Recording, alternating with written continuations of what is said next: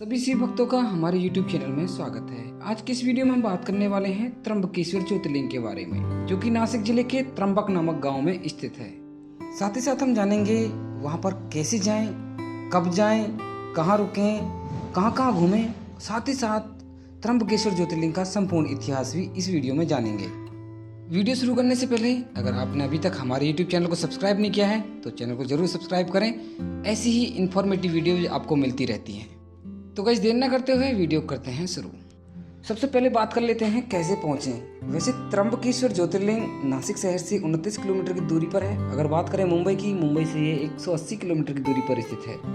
त्र्यंबकेश्वर ज्योतिर्लिंग तीनों माध्यम हवाई मार्ग, रेल मार्ग और रोड के माध्यम से आसानी के साथ पहुंचा जा सकता है। पहले बात कर लेते हैं हम हवाई मार्ग के लिए। अगर आप हवाई मार्ग से त्र्यंबकेश्वर जाने का प्लान कर रहे हैं तो सबसे पहले आपको नासिक शहर एयरपोर्ट पहुंचना पड़ेगा। एयरपोर्ट से त्र्यंबकेश्वर ज्योतिर्लिंग की दूरी 55 किलोमीटर है। अपनी सुविधा के अनुसार टैक्सी हायर करके या पब्लिक ट्रांसपोर्ट यूज करके आसानी के साथ 1 से 1.5 घंटे में आप त्र्यंबकेश्वर ज्योतिर्लिंग पहुंच सकते हैं। अगर नासिक के लिए आपको डायरेक्ट फ्लाइट अवेलेबल नहीं है तो आप डायरेक्टली मुंबई के लिए फ़्लाइट ले सकते हैं। वहाँ से 180 किलोमीटर की दूरी पर त्र्यंबकेश्वर ज्योतिर्लिंग है, जो कि एक गाड़ी हायर करके आसानी के साथ पहुँचा जा सकता है। अभी बात कर लेते हैं रेल मार्ग की। अगर आप त्र्यंबकेश्वर जाने का रेल मार्ग से प्लान कर रहे हैं तो सबसे पहले आपको नासिक रोड रेलवे स्टेशन पहुंचना पड़ेगा, जो कि भारत के बड़े बड़े रेलवे स्टेशनों से कनेक्टेड है। रेलवे स्टेशन से आप डायरेक्टली टैक्सी हायर करके त्र्यंबकेश्वर पहुंच सकते हैं, जो कि ज़्यादा दूर नहीं है, 30 से 40 किलोमीटर है। और आप पब्लिक ट्रांसपोर्ट भी यूज करना चाहें तो आप बस स्टैंड पहुँचने के बाद पब्लिक ट्रांसपोर्ट भी यूज़ कर सकते हैं। अगर आप त्र्यंबकेश्वर अपनी पर्सनल गाड़ी से आ रहे हैं तो चिंता की कोई बात नहीं है। त्र्यंबकेश्वर तक अच्छा रोड बना हुआ है और आप आसानी से मंदिर के पास तक अपनी गाड़ी से पहुंच सकते हैं। अभी बात कर लेते हैं कब जाएं। वैसे तो त्र्यंबकेश्वर ज्योतिर्लिंग 12 के 12 महीने खुला रहता है। कोई इमरजेंसी मेंटेनेंस होने के कारण ही वो मंदिर को क्लोज किया जाता है। आप अपनी सुविधा के अनुसार पूरी साल में कभी भी मंदिर आने का प्लान कर सकते हैं।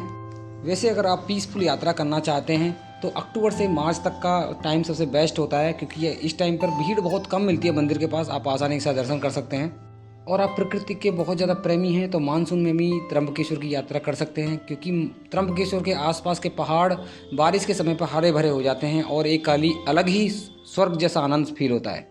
अभी बात कर लेते हैं कहाँ रुकें। वैसे त्र्यंबकेश्वर में रुकने के लिए कोई समस्या नहीं है।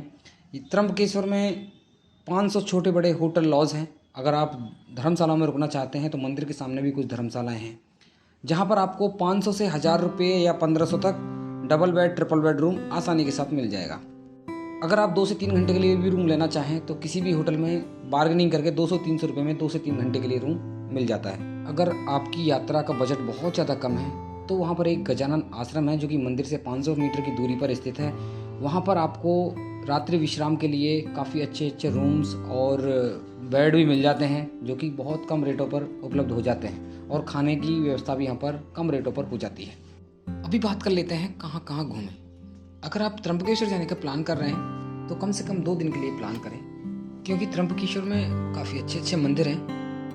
उनका दर्शन करने के बाद और ब्रह्मगिरी पहाड़ी पर आप जाने का प्लान करेंगे तो उसके लिए पूरा 1 दिन चाहिए, क्योंकि 3.5 किलोमीटर की चढ़ाई है जो चढ़ के जानी पड़ती है और उसको रिटर्न आना मतलब लगभग 1 दिन लग जाता है पूरा।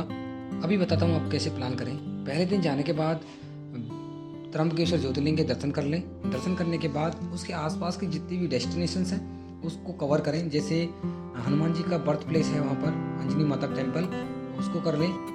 एक ब्रह्म सरोवर है जिसमें आप स्नान करके त्र्यंबकेश्वर ज्योतिर्लिंग के दर्शन करने के लिए जाते हैं। इस ब्रह्म सरोवर की बहुत ज़्यादा मान्यता है। कुंभ के टाइम पर इसमें ही शाही स्नान होता है ब्रह्म सरोवर में। ब्रह्म सरोवर में स्नान करने से बताया जाता है कि जितने भी कुष्ठ रोग होते हैं, जितने पाप होते हैं, उनसे मुक्ति मिलती है। और भी काफ़ी मंदिर हैं अपनी ज्योतिर्लिंग के आसपास, उनके भी दर्शन कर लें। और शाम को जितनी मार्केट है उसका एंजॉय करें, और मतलब लोकल स्ट्रीट फूड उसका एंजॉय करें। अगले दिन के लिए प्लान करें सुबह ही आप ब्रह्मगिरी पहाड़ी के लिए निकल जाएँ, क्योंकि चढ़ाई काफ़ी ज़्यादा है, खड़ी चढ़ाई है।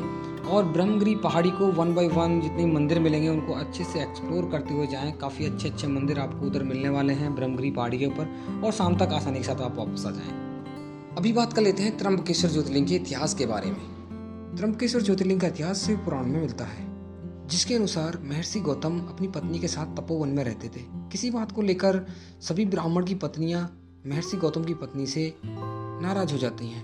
तभी सभी ब्राह्मण आपस में बात करके महर्षि गौतम को तपोवन से बाहर निकालने की योजना बनाते हैं।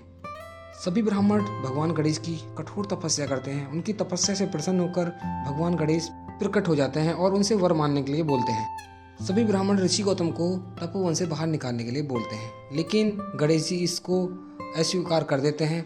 लेकिन काफ़ी मनाने के बाद वो मान जाते हैं और एक बूढ़ी गाय का रूप धारण कर लेते हैं और गाय के रूप में ऋषि गौतम के खेत में चले जाते हैं। ऋषि गौतम के हल्का सा मारने के बाद वो वहीं पर मर जाते हैं। उसके बाद उन पे गौ हत्या का पाप लगता है, तो इस पे सभी ब्राह्मण उनको तपोवन से बाहर निकलने का आदेश देते हैं। लेकिन ऋषि गौतम उनसे इसका उपाय पूछते हैं, इसका कुछ उपाय होगा, तो ब्राह्मण उनको बताते हैं इससे बचने के लिए 2 ही उपाय हैं। या तो आप पृथ्वी की 3 बार परिक्रमा, 1 महीने का व्रत और ब्रह्मगिरी पर्वत के 100 परिक्रमा करें, या गंगा को यहाँ लेकर आओ और जल से स्नान करके 1 करोड़ पार्थिव शिवलिंगों की पूजा करो, फिर दोबारा उसमें स्नान करो और 100 घड़ों से पार्थिव शिवलिंगों का अभिषेक करो। तो ब्राह्मणों की ऐसी बात सुनकर ऋषि गौतम भगवान शिव की कठोर तपस्या में लग जाते हैं। उनकी तपस्या से प्रसन्न होकर भगवान शिव उनको वर मांगने के लिए बोलते हैं और ऋषि गौतम अपने साथ हुए कृत्य के बारे में बताते हैं जो ब्राह्मणों ने उसके साथ किया था। तो भगवान शिव उनको दंडित करने के लिए बोलते हैं, लेकिन महर्षि गौतम बोलते हैं उनको माफ़ कर दीजिए और आप यहाँ पर शिवलिंग के रूप में विराजमान हो जाइए। तब से त्र्यंबकेश्वर ज्योतिर्लिंग की उत्पत्ति हुई। इस ज्योतिर्लिंग में 3 छोटे छोटे शिवलिंग हैं, ब्रह्मा, विष्णु, महेश।